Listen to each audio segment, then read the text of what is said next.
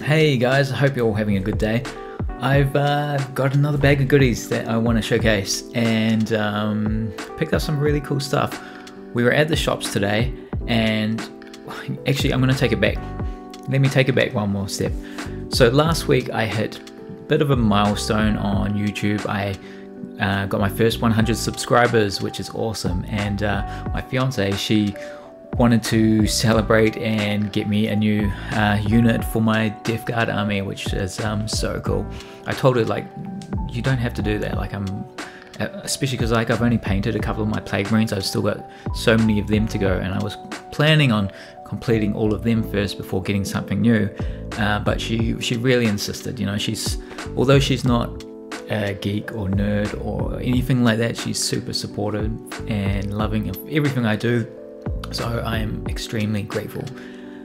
So I now have a brand new Mortarion. No, I'm kidding. I'm not that kind of guy. I have a Mythic Blight Hauler, which I think is kind of like a small tank hybrid monster thing. I actually have no idea what this guy is. But they didn't have many Death Guard in stock at the hobby store, and this one kind of caught my eye because I didn't want to get anything that looked like it would be quite costly in points, because I am aiming for a 500 point army first. So excuse me. So hopefully this guy will be a nice addition to my little army.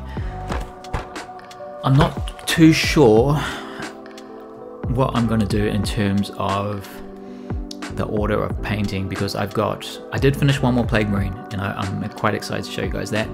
I've got 5 more Plague Marines that I need to finish, and now I've got this, so I feel like I should finish my Plague Marines before opening this. Maybe I'll finish like half of them and do this one to like break it up a little bit. I don't know, I have to think about that. Let me know what your thoughts are on that. And then we got some other cool stuff. I got some strong green grass tufts. So if you've seen one of my previous videos, I mentioned that because I've been doing like a snow theme and I've been covering the bases in snow, but I wanted some kind of vegetation in there as well. So planning on trying out these, putting some of these down, and someone recommended like dry brushing these as well, painting the tips white to really tie in that snow theme, so we'll give that a go. I've also got some super glue to help put those down, and a couple more paints actually. I didn't have a pure white color, so I've got a white scar now, which I think I'll just be mainly using for mixing colors, because I have been experimenting more with highlighting and doing different shades of different colors that I have, so that's why I got that one. All the other whites I have are like an off-white too, so yeah, that's a bit unfortunate. And then I have this Jane Stealer purple for the poison drips and little oozy parts of the Plague Marines. I think I'm gonna go purple. I hope that goes well with everything. And then the last thing I got was actually this professional live stream.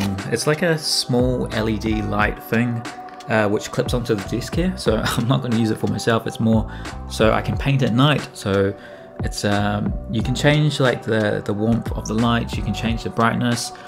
I'm going to set this all up before I showcase my model. Actually, I'm going to try to put that grass on the Plague Marine too, but yeah, so we now have light, which is really cool. Alright, I've set up my lighting. I've set up the camera as best I can as well, and here he is, the second Plague Marine that I've done. How good does this look with the new lighting? So much better. I realize the next thing I need is kind of like a little stand to put these on so I'm not shaking all the time. I tried putting on the desk, but I don't know, my camera couldn't really focus properly. But yeah, take a look. Here he is, Plague Marine number 2. And I think he is just so much better than that first one I did. Probably because there weren't any of those mutated faces that I had to paint because I absolutely butchered them on the champion. But yeah, let me talk you through this a little bit. So if you watched my last video, you would have seen the spray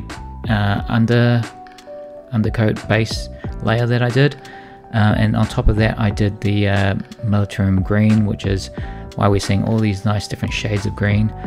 On this one I tried really hard with my highlighting. You can see on the tentacles over here and also on the eyes here, and I'm just so happy with how they turned out. Look, you guys reckon that looks good? Like, I am so stoked with it.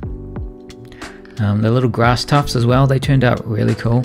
I did frost them off a little bit with a bit of dry brushing, some white, and they look really great. The skulls over here, I'll try to get this into focus. That was I used the off-white and then the earth shade on that. I think they look pretty cool. And my goal with this one was just to try and be as precise as I could be, as clean as I could be. I did make a few mistakes along the way, and thankfully they weren't too big. I was able to tidy them up a bit. Oh, sorry, I'm trying to keep this in focus while I'm talking here. On the axe here, like, this is like 5 different shades of color here, so I was super proud of myself for like making this actually kind of look like an axe. But yeah, here he is. I almost might not need to put some photos up next to this guy. I'll put a photo up as well. But yeah, so happy with him. Cannot wait to start painting the rest of them too. The only issue is he kind of looks different to the first guy that I painted now. Oh, you can see I added some grass here too. Oh, there we go. The greens are slightly off, and that's only because the base coating on the champion was a bit darker. So I'm going to paint them all and kind of see what tones of green I get with the rest of the team, and then from there I'll decide if I need to maybe put some more shading on this so they all tie in together. But I think I actually prefer the slightly lighter tone than the darker one that I did. Maybe because there's just so much more range in it. If you see, like over here on his arm, it's quite light, but there's a bit of dark on the sides. You compare that to like the back of him, and it's quite a dark green. Cool. I don't know what else to say about this guy. Oh, he did have a little head on the side here, and I guess I was a little bit lazy with that. I kind of just painted it white and then put a shade on it. There are some details I can kind of see on his face, but it's all hidden by the axe, so I wasn't too fussed about it. And the horns are maybe a little bit messy. You can see that kind of gradient I'm trying to do from the dark brown to the lighter colors. If anyone has any tips on how I could do that better, please let me know. But otherwise, yeah, very stoked with this guy. So yeah, thank you for watching, guys, and really looking forward to painting the rest of the team and showing them all. I'm gonna, now that I've got a light, it just makes so much of a difference, and I'm really looking forward to utilizing this. It changes color. Hang on a sec. Where is it? It's this button. So I can change the tones. That's a really warm one. That's quite a slightly warmer as well. And this is the cool one. I think I'll stick with the cool one. You can also change the brightness too, and it was only 45 bucks, which is like really cheap. Cool. Okay, so yeah, thank you so much for watching, and I'll catch you guys next time. See ya.